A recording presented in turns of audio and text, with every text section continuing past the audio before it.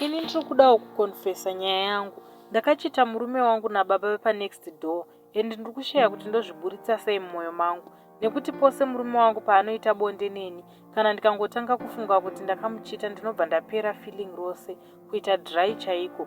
Ndava kutongopretenda like ndine dambudziko iroro rekuva dry during bonde. Zvinhu zvese zvakangotanga sefani. Taiva negrupu reduku rekumaraini kusvika ini nababa ava tava kushaya majokes aya epa-app. Kubvawo ipapo tikapinda mumastika andiudza tozova nyaya dzerudo.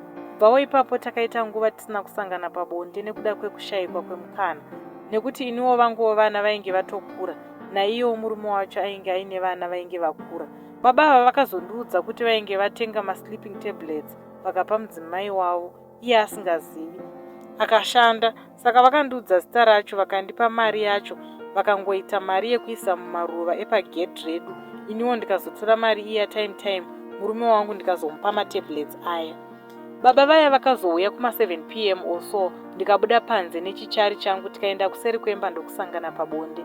Pakaitika mistake hombe. Baba ava vaiva neproblem yekuti nhengo yavo yaipota ichirara zviya zvekushaya simba. Saka takazotanga kuita zvakadaro kuitira kuti iwane simba. Takaita izvi kwemwedzi wose. Mumbawo ndainge ndonzwa kusada murume. Ndakazotanga kuita bonde mushure mekunge ndaona kuti ndainge ndatoshata, ndainge ndatojamba period rangu.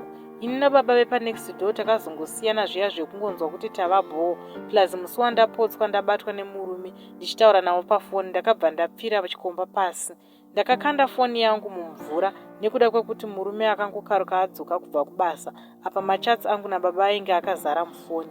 Kuti ndidelete pakanga pasina time, saka ndakangoita like mistake ndikakanda foni musingi, foni ndokubva yati zii. Baba vaya ndiko kuzongosiyana kwatakaita.